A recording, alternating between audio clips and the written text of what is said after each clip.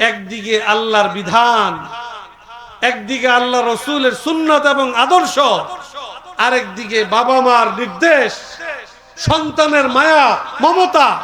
আমি কোনটাকে প্রাধান্য দিব? যার ভিতরে প্রকৃত ঈমান আছে সে আল্লাহর নির্দেশনা, আল্লাহ রসুলের আদর্শকে, পিতা মাতা সন্তান সন্ততি সব কিছুর মোকাবেলায় সে আল্লাহর নির্দেশনাকে, আল্লাহ রসুলের আদর্শ তার কাছে প্রাধান্য পাবে। সাহাবায়ে কেরাম যার নমুনা পেশ করে গেছেন। সাহাবীদের মধ্যে একজন বিশিষ্ট সাহাবী ছিলেন হযরত যায়েদ ইবনে দাসিনা রাদিয়াল্লাহু তাআলা আনহু। উনি বদরি সাহাবী, বদর যুদ্ধে মুজাহিদিনদের মধ্যে তিনিও ছিলেন। আমরা জানি বদর যুদ্ধের ইতিহাস, যে বদর যুদ্ধে আল্লাহ পাক নিরস্ত্র ৩১৩ মুসলমানদের বাহিনীকে অস্ত্র শস্ত্রে সজ্জিত হাজার সংখ্যার কাফের মুশরিক বাহিনীর মোকাবেলায় আল্লাহ রাব্বুল আলামিন ব্যাপক সফলতা এবং বিজয় আল্লাহ তাআলা দান করেছিলেন। কোরআনে পাকে আল্লাহ তাআলা বলেছেন, ওয়ালাকাদ নাসারাকুমুল্লাহু বিবাদরিন ওয়া আনতুম আদিল্লাহ। হে ঈমানদাররা, মুমিন দুর্বল না সবল এটা দেখার বিষয় নয়। মুমিন ঈমানি তাকাজা নিয়ে তার দায়িত্ব পালনে অগ্রসর হচ্ছে কিনা এটা হলো মূল বিবেচ্য বিষয়।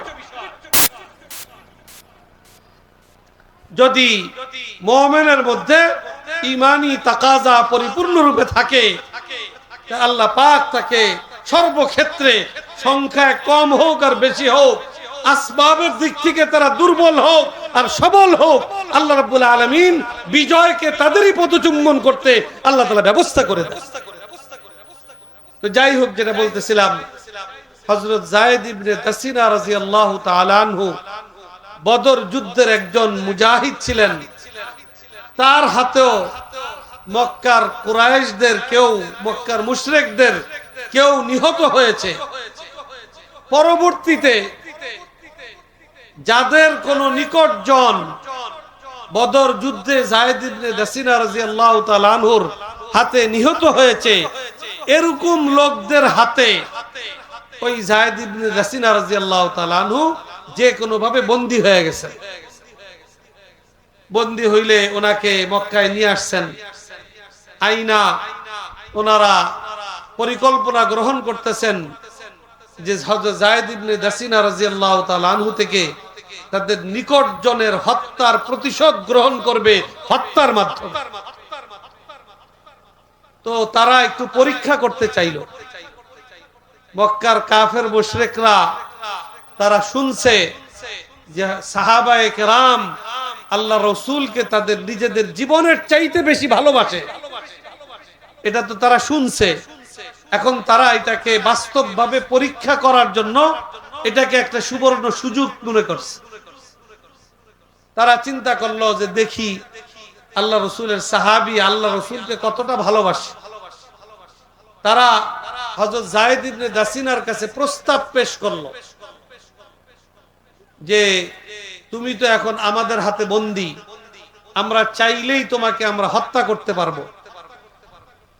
আমরা তোমার কাছে প্রস্তাব রাখছি যে তুমি শুধু এতটুক বিষয়ে সম্মতি জ্ঞাপন করবা যে তোমার স্থানে মুহাম্মদুর রাসূলুল্লাহ সাল্লাল্লাহু আলাইহি ওয়াসাল্লামকে আমরা হত্যা করব।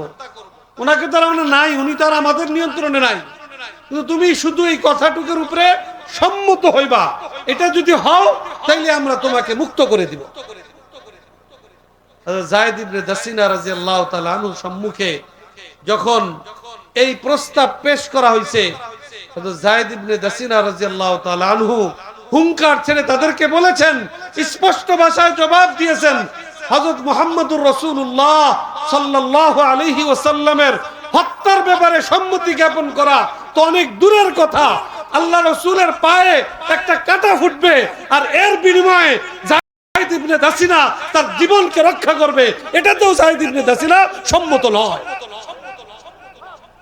এইভাবে হযরত যায়েদ ইবনে দাসিনা রাদিয়াল্লাহু তাআলা আনহু আল্লাহ রসুলের প্রতি তার ভালোবাসার প্রদর্শন, ভালোবাসার স্বীকৃতি ওই মক্কার কাফের মুশরিকদের সামনে স্পষ্ট ভাষায় তিনি ব্যক্ত করেছেন। এটা ছিল সাহাবায়ে কেরামের মধ্যে রাসূল পাক সাল্লাল্লাহু আলাইহি ওয়াসাল্লামের মুহাব্বত এবং ভালোবাসার বহিঃপ্রকাশ। এগুলো আমাদের জন্য নমুনা, এগুলো আমাদের সামনে রাখতে হবে। অনেক সময় অনেক প্রতিকূল পরিস্থিতি আসে, আলহামদুলিল্লাহ প্রতিকূলতাকে কোনোভাবে কাটাইয়া অনুকূল পরিবেশের অপেক্ষায় থাইকা যখন অনুকূল পরিবেশ আসে তখন তো শুকরিয়া আদায় করা সহজ, কিন্তু প্রতিকূল পরিস্থিতিতে আদর্শের উপরে কঠিন পরিস্থিতিতেও আল্লাহ এবং আল্লাহ রসুলের পথে টিকে থাকা এটা অনেকের জন্য অনেক কষ্টকর, অনেক কঠিন। আলহামদুলিল্লাহ এখন বর্তমানে আমরা একটা অনুকূল পরিস্থিতি পরিবেশ আমরা পেয়েছি, অনুকূল পরিবেশের মধ্যে আমরা কাটাচ্ছি। বিগত দিনের পরিস্থিতিতে এমন ছিল অনেক জায়গায় সিরাতুন নবী মাহফিল করাটাও অসম্ভবপর ছিল। আল্লাহ তাআলা একটা অনুকূল পরিবেশ দিয়েছেন। তো প্রতিকূলতার মধ্যেও ইসলামের উপরে, ঈমানের উপরে, আল্লাহ এবং আল্লাহ রসুলের ভালোবাসার উপরে, আল্লাহ এবং আল্লাহ রসুলের আদর্শের উপরে টিকে থাকা, ইস্তেকামতের সাথে থাকা, এটা হলো আল্লাহ এবং আল্লাহ রসুলের প্রতি মুহাব্বত এবং ভালোবাসা প্রদর্শনের মুখ্যম সুবর্ণ সুযোগ। আমাদেরকে সেটা নিজেদের মধ্যে ধারণ করতে হবে। আজকের এই আয়োজন প্রাইভেট মাদ্রাসা অ্যাসোসিয়েশন আশুলিয়ার পক্ষ থেকে। এইখানে ব্যাপকভাবে আমাদের মাদ্রাসার ছাত্র ভাইরা উপস্থিত আছেন। আমাদের এই ছাত্রদেরকে ছোট্ট বয়স আও কামা ক্বালা আলাইহিস সালাতু ওয়াস সালাম সুবহানাকা লা ইলমা লানা ইল্লা মা আল্লামতানা ইন্নাকা আনতাল আলিমুল হাকিম। সিরাতুন নবী সাল্লাল্লাহু আলাইহি ওয়াসাল্লাম মাহফিল, এজন্য আমরা অত্যন্ত আজমত এবং মুহাব্বতের সাথে একবার রাসূল করিম সাল্লাল্লাহু আলাইহি ওয়াসাল্লামের প্রতি সকলেই মনোযোগের সাথে দুরূদ ইব্রাহিম আমরা পাঠ করি।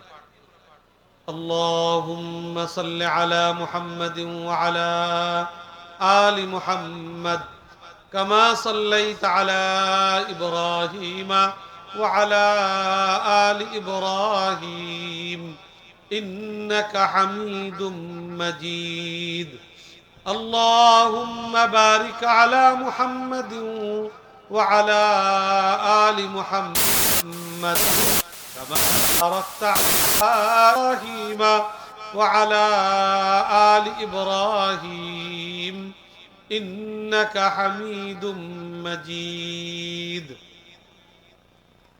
الحمد لله প্রাইভেট মাদ্রাসা অ্যাসোসিয়েশন আশুলিয়া এর উদ্যোগে আয়োজিত প্রথম বার্ষিক সিরাতুন নবী সাল্লাল্লাহু আলাইহি ওয়াসাল্লাম মাহফিলের সম্মানিত সভাপতি, উপস্থিত উলামায়ে কেরাম, উপস্থিত এলাকার মুরব্বিয়ানে কেরাম, দিনদার ভাইরা, পর্দার আড়ালের আমার অত্যন্ত সম্মানিতা মা ও বোনেরা এবং আমার প্রাণ প্রিয় ছাত্র ভাইরা,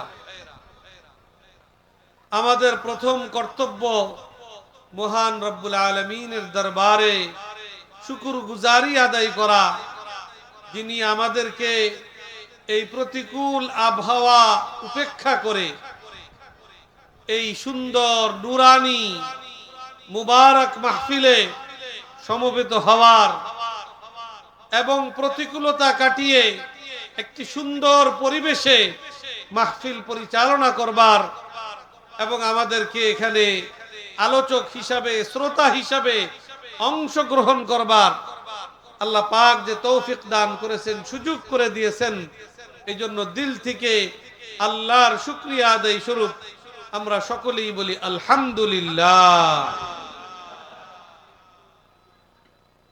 আমরা সকলেই কম বেশি জানি এবং জিজ্ঞেস করলে সবাই এটা স্বীকার করি এবং অত্যন্ত দৃঢ়তার সাথে দাবি করি, সেটা হলো যে ঈমানের জন্য, আমরা তো সবাই মুমিন, ঈমানের জন্য আল্লাহ এবং আল্লাহ রসুলের মুহাব্বত প্রত্যেকটা মুমিনের দিলের মধ্যে সর্বাধিক পোষণ করা, সর্বাধিক ধারণ করা এবং সেই মুহাব্বতের বহির্প্রকাশ একজন মুমিনের জীবনের প্রতিটা ক্ষেত্রে তার বহির্প্রকাশ ঘটা, এটা ঈমানের জন্য অপরিহার্য বিষয়। এই ক্ষেত্রে আমরা সবাই দাবি করি দৃঢ়তার সাথে, আমাদের প্রত্যেকের মধ্যে, প্রত্যেকের দিলের মধ্যে আল্লাহ এবং আল্লাহ রসুলের মুহাব্বত আমরা সবাই নিজেদের দিলের মধ্যে পোষণ করি, এই কথা আমরা দাবি করি। তবে অনেক ক্ষেত্রে আমাদের এই দাবির সাথে অসঙ্গতিপূর্ণ অনেক কার্যক্রম, অনেক কর্মকাণ্ড, অনেক বক্তব্য, অনেক চিন্তা চেতনা আমাদের থেকে প্রকাশ পায়। এটা আমাদের শুধরানো দরকার। এটা কোরআনে কারীম আল্লাহ রাব্বুল আলামিন ইরশাদ করেছেন, ওয়াল্লাযীনা আমানু আশাদ্দু হুব্বাল লিল্লাহ, যারা ঈমানদার তাদের দিলের মধ্যে আল্লাহ এবং আল্লাহ রাসূলের মুহাব্বত এটা সর্বাধিক মজবুত ভাবে প্রতিষ্ঠিত থাকে। আল্লাহ রাসূল হাদিসে পাকের মধ্যে ইরশাদ করেছেন, লা ইউমিনু আহাদুকুম হাত্তা আকুনা আহাব্বা ইলাইহি মিন ওয়ালিদিহি ওয়া ওয়ালাদিহি ওয়ান নাসি আজমাইন। আল্লাহ রাসূল ঘোষণা করেছেন যে তোমরা ততক্ষণ পর্যন্ত পরিপূর্ণ মুমিন হিসাবে স্বীকৃতি পাবে না যতক্ষণ পর্যন্ত তোমাদের দিলের মধ্যে আমি আল্লাহ রাসূলের মুহাব্বত তোমাদের পিতামাতা, তোমাদের সন্তান সন্ততি এবং দুনিয়ার সমস্ত মানুষের চাইতে সব চাইতে আল্লাহর দিলের মধ্যে ঠিক না। কোরআনে পাক বিস্তারিতভাবে وأبناؤكم وإخوانكم وأزواجكم وعشيرتكم وأموال اقترفتموها وتجارة تخشون كسادها ومساكن ترضونها أحب إليكم من الله ورسوله وجهاد في سبيله فتربصوا حتى يأتي الله بأمره والله لا يهدي القوم الفاسقين। আল্লাহ পাক বলেছেন স্পষ্ট ভাবে, খুব বিস্তারিত ভাবে আল্লাহ পাক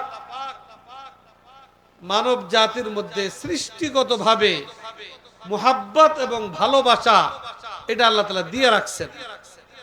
শুধু মানব জাতি নয়, অন্য মাখলুকাতের মধ্যেও আল্লাহ তাআলা এই ভালোবাসার মুহাব্বত আল্লাহ তাআলা দিয়ে রেখেছেন। মুহাব্বত এবং ভালোবাসা আল্লাহ প্রদত্ত এক মহা নিয়ামত। এইটা যদি আল্লাহ পাক আমাদের মা বাবার অন্তরে না দিতেন, কোন সন্তান ভালোভাবে তার তারবিয়াত ইয়াফতা হওয়া, সে লালিত পালিত হওয়া এটা সম্ভবপর হইত না। আল্লাহ পাক এই মুহাব্বত আল্লাহ প্রদত্ত এক মহা নিয়ামত। এই মুহাব্বত কয়েক প্রকারের আছে। একটা হলো হুব্বে তবঈ, স্বভাবজাত ভালোবাসা এবং মুহাব্বত। এটা যেরকম সন্তানের প্রতি বাবা মার মুহাব্বত, বাবা মার প্রতি সন্তানের মুহাব্বত এবং ভালোবাসা, এটা আল্লাহ তাআলা মানব জাতির স্বভাবের মধ্যে, মাখলুকাতের স্বভাবের মধ্যে আল্লাহ পাক রেখে দিয়েছে। এই জন্য আমরা দেখি একটা মুরগিও তার বাচ্চাকে কি করে, অনেক মুহাব্বত করে। তার কোনো একটা বাচ্চা এদিক সেদিক হয়ে যায়, সেটা সে সহজে বরদাস্ত করে না। যত প্রাণী আছে প্রত্যেকটা প্রাণী তার বাচ্চা এবং সন্তানের প্রতি তার ভালোবাসা এবং মোহাব্বত এটা আমরা স্বচক্ষে প্রত্যক্ষ করি। আর এই ক্ষেত্রে মানব জাতি অনেক বেশি এগিয়ে।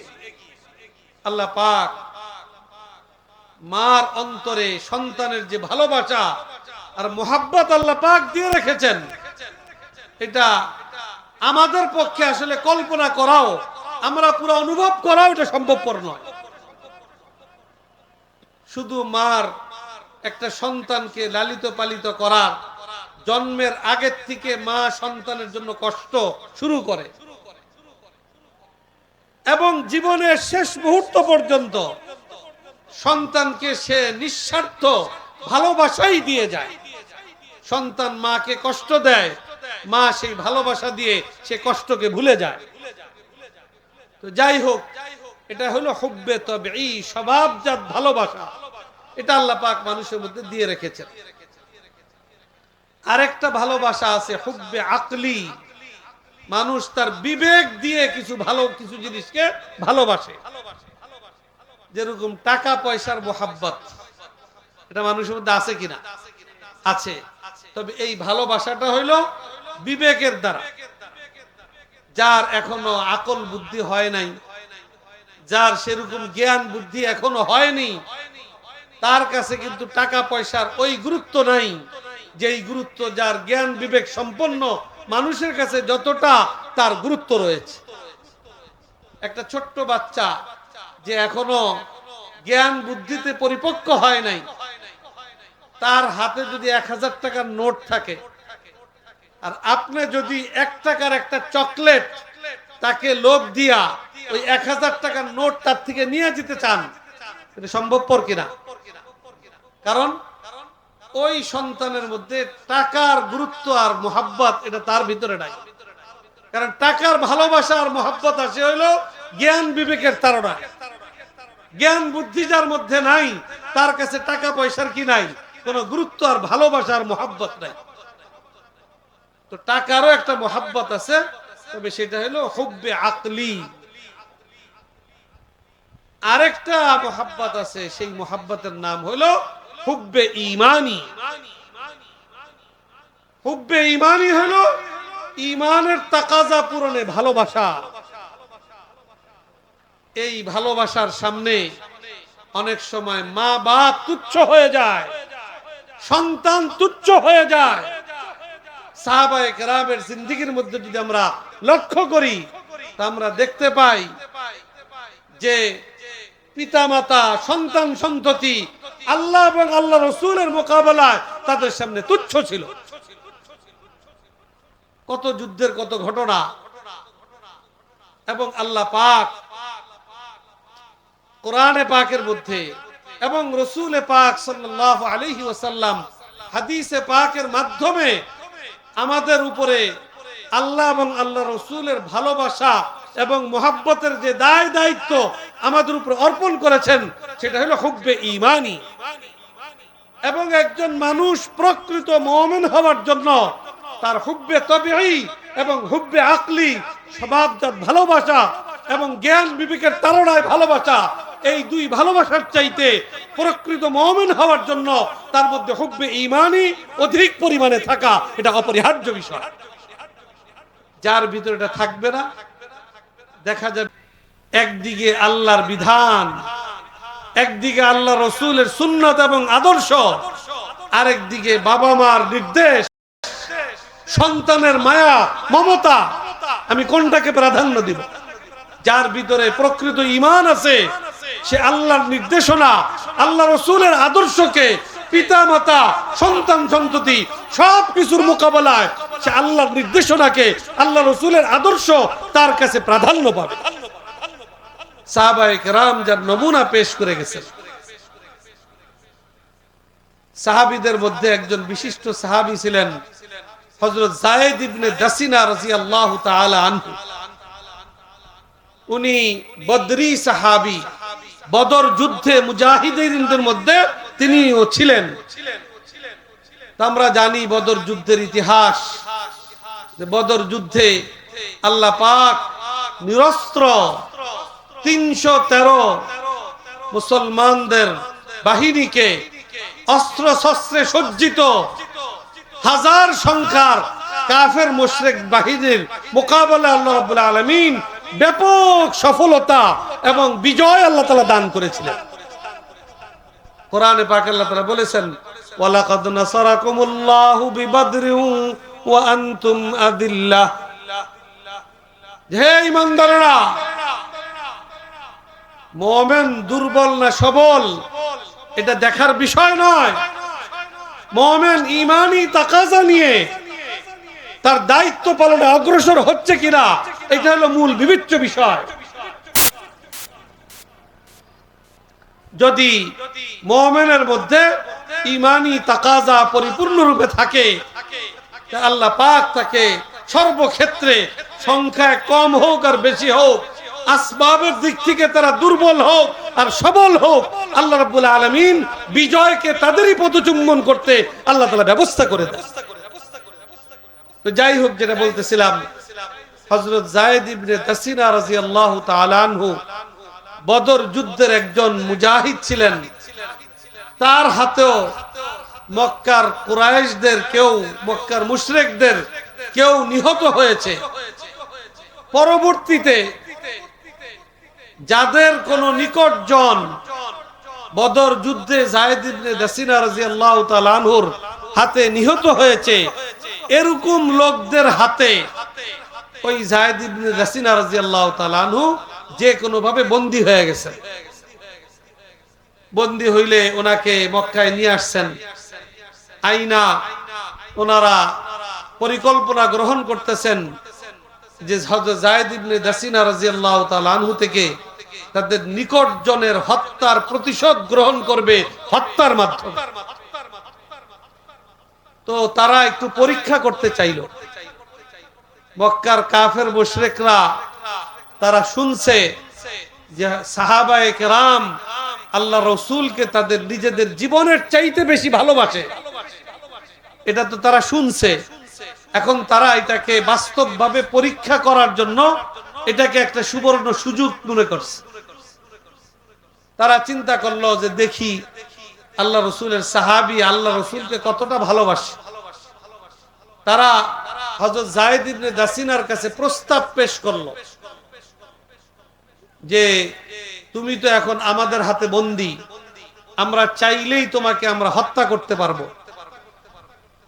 আমরা তোমার কাছে প্রস্তাব রাখছি যে তুমি শুধু এতটুক বিষয়ে সম্মতি জ্ঞাপন করবা যে তোমার স্থানে মুহাম্মদুর রাসূলুল্লাহ সাল্লাল্লাহু আলাইহি ওয়াসাল্লামকে আমরা হত্যা করব। ওনাকে তো আমরা নাই, উনি তো আর আমাদের নিয়ন্ত্রণে নাই, কিন্তু তুমি শুধু এই কথাটুকুর উপরে সম্মত হইবা। এটা যদি হও তাহলে আমরা তোমাকে মুক্ত করে দিব। যায়েদ ইবনে দাসিনা রাদিয়াল্লাহু তাআলা আনহু সম্মুখে যখন এই প্রস্তাব পেশ করা হয়েছে, হযরত যায়েদ ইবনে দাসিনা রাদিয়াল্লাহু তাআলা আনহু হুঙ্কার ছেড়ে তাদেরকে বলেছেন, স্পষ্ট ভাষায় জবাব দিয়েছেন, হযরত মুহাম্মদুর রাসূলুল্লাহ সাল্লাল্লাহু আলাইহি ওয়াসাল্লামের হত্যার ব্যাপারে সম্মতি জ্ঞাপন করা তো অনেক দূরের কথা, আল্লাহ রাসূলের পায়ে একটা কাঁটা ফুটবে আর এর বিনিময়ে যায়েদ ইবনে দাসিনা তার জীবনকে রক্ষা করবে, এটাতেও যায়েদ ইবনে দাসিনা সম্মত নয়। এইভাবে হযরত যায়েদ ইবনে দাসিনা রাদিয়াল্লাহু তাআলা আনহু আল্লাহ রাসূলের প্রতি তার ভালোবাসার প্রদর্শন, ভালোবাসার স্বীকৃতি ওই মক্কার কাফের মুশরিকদের সামনে স্পষ্ট ভাষায় তিনি ব্যক্ত করেছেন। এটা ছিল সাহাবায়ে কেরামের মধ্যে রাসূল পাক সাল্লাল্লাহু আলাইহি ওয়াসাল্লামের মুহাব্বত এবং ভালোবাসার বহিঃপ্রকাশ। এগুলা আমাদের জন্য নমুনা, এগুলা আমাদের সামনে রাখতে হবে। অনেক সময় অনেক প্রতিকূল পরিস্থিতি আসে, আলহামদুলিল্লাহ প্রতিকূলতাকে কোনোভাবে কাটাইয়া অনুকূল পরিবেশের অপেক্ষায় থাইকা যখন অনুকূল পরিবেশ আসে তখন তো শুকরিয়া আদায় করা সহজ, কিন্তু প্রতিকূল পরিস্থিতিতে আদর্শের উপরে কঠিন পরিস্থিতিতেও আল্লাহ এবং আল্লাহ রাসূলের পথে টিকে থাকা এটা অনেকের জন্য অনেক কষ্টকর, অনেক কঠিন। আলহামদুলিল্লাহ এখন বর্তমানে আমরা একটা অনুকূল পরিস্থিতি পরিবেশ আমরা পেয়েছি, অনুকূল পরিবেশের মধ্যে আমরা কাটাচ্ছি। বিগত দিনের পরিস্থিতিতে এমন ছিল, অনেক জায়গায় সিরাতুন নবী মাহফিল করাটাও অসম্ভবপর ছিল। আল্লাহ তাআলা একটা অনুকূল পরিবেশ দিয়েছেন। তো প্রতিকূলতার মধ্যেও ইসলামের উপরে, ঈমানের উপরে, আল্লাহ এবং আল্লাহ রসুলের ভালোবাসার উপরে, আল্লাহ এবং আল্লাহ রসুলের আদর্শের উপরে টিকে থাকা, ইস্তেকামতের সাথে থাকা, এটা হলো আল্লাহ এবং আল্লাহ রসুলের প্রতি মুহাব্বত এবং ভালোবাসা প্রদর্শনের মুখ্যম সুবর্ণ সুযোগ। আমাদেরকে সেটা নিজেদের মধ্যে ধারণ করতে হবে। আজকের এই আয়োজন প্রাইভেট মাদ্রাসা অ্যাসোসিয়েশন আশুলিয়ার পক্ষ থেকে।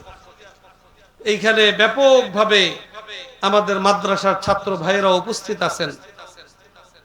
আমাদের এই ছাত্রদেরকে ছোট্ট বয়স থেকে তাদেরকে এই শিক্ষা দিতে হবে, এই উদ্দীপনা তাদের মধ্যে তৈরি করতে হবে। একজন মুমিনের সফলতা আল্লাহর জন্য, আল্লাহর দ্বীনের জন্য, আল্লাহর হাবিবের আদর্শকে সমুন্নত রাখার জন্য নিজের জীবনকে উৎসর্গ করতে পারা, এইটাই একজন মুমিনের চরম সফলতা। এগুলা তাদেরকে শিক্ষা দিতে হবে।